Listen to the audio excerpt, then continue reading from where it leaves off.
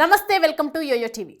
తెలంగాణ రాష్ట్రంలో revenge politics start అయ్యాయా అంటే అవుననే సమాధానం వినిపిస్తుంది. బీఆర్ఎస్ ప్రభుత్వం హయాంలో కొందరు అధికారులు అప్పనంగా మింగిందంతా కక్కించేందుకు రేవంత్ సర్కార్ నడుం బిగించింది. ఈ నేపథ్యంలో ఏసీపీ దాడులకు పూనుకుంది కూడా. మొదటిసారికే భారీ అవినీతి తిమింగలం ఏసీబీకి చిక్కింది.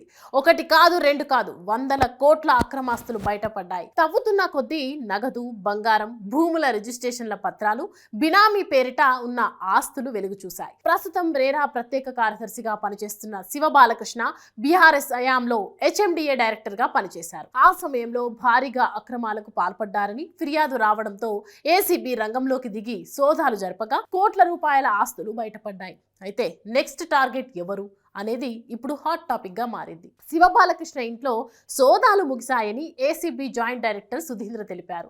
శివ బాలకృష్ణ గతంలో హెచ్ఎండిఏ మాజీ ప్లానింగ్ డైరెక్టర్ అని, ప్రస్తుతం metro rail planning officer, RERA సెక్రటరీగా పనిచేస్తున్నారని, ఆదాయానికి మించిన ఆస్తులు ఉన్నట్లు గుర్తించామన్నారు. ఆయన సమీప బంధువులు, స్నేహితులు, కొలీగ్స్ నివాసాలు 17 ప్రదేశాల్లో సోదాలు జరిగాయని వివరించారు. ఒక్క శివ బాలకృష్ణ ఇంట్లోనే 84,60,000 రూపాయల నగదు, 2 కేజీల బంగారం, 5.5 కేజీల వెండి, 32 లక్షల రూపాయల విలువ చేసే వాచ్లు, 3 విల్లాలు, 3 ఫ్లాట్స్, 90 ఎకరాల భూమికి సంబంధించిన పత్రాలు గుర్తించామని చెప్పారు. అంతేకాదు బినామీల పేరుపై భూములు ఉన్నట్లు గుర్తించామని సుధీంద్ర తెలిపారు. శివ బాలకృష్ణతో పాటు అతని కుటుంబ సభ్యులకు చెందిన బ్యాంక్ డిపాజిట్లు, లాకర్లను కూడా తెరవడానికి అధికారులు ప్రయత్నాలు మొదలుపెట్టారు. వాటిలో ఏమున్నాయనేది తేలాల్సి ఉంది. వీటితో పాటు మరికొందరు బంధువుల నివాసాల్లో కూడా అధికారులు సోదాలను నిర్వహించారు.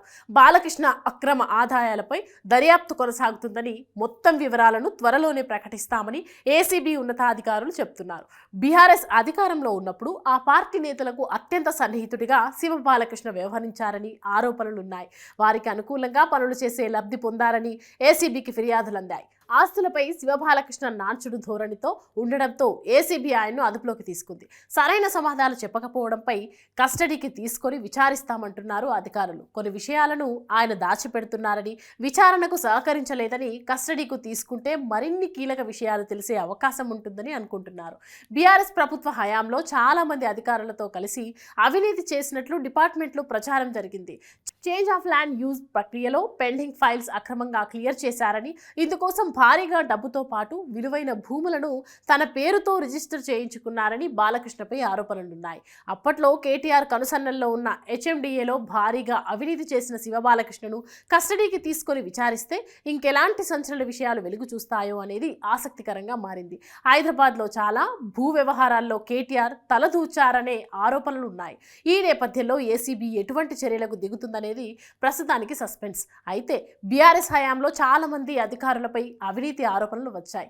ప్రస్తుతం రేవంత్ సర్కార్ వారిలో చాలా మందికి స్థానచలనం కలిగించింది. ఇప్పుడు శివ బాలకృష్ణ అరెస్టుతో వారందరిలో వణుకు మొదలైంది. ఎప్పుడొచ్చి ఏసీబీ తమ మీద పడుతుందో అని వణికిపోతున్నారు. ఈ నేపథ్యంలో నెక్స్ట్ ఎవరు అనే చర్చ జరుగుతోంది.